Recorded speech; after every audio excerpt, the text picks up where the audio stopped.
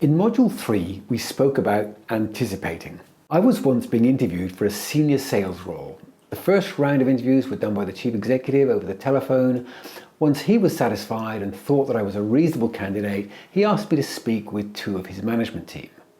And once I was through those meetings, then I had to talk to the chief executive again, and it was another phone meeting. When I came to do the second phone call, I was sitting thinking, well, I think I told him all of my best pieces of information in the first call, and I was struggling to think about how I might handle this next one.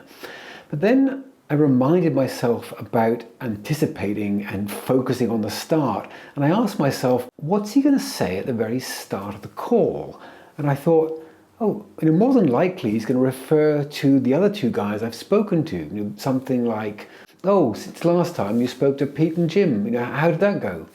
So rather than putting the onus on him to ask me more questions and giving him the work to do, it's much better if I can take the initiative, talk about the interesting conversations I had with his team members, what I had learned, what that made me think about the role and how I would attack it, and the challenges the company faced that I could help him to address. And that's exactly what happened. He came on the phone and he said, we spoke a couple of weeks ago. Since then, you've spoken to Pete and Jim. How did that go? And I was ready to deliver some messages, get him talking more about his ambitions and the future of the company, and effectively change the meeting from being an interview into an equally balanced conversation.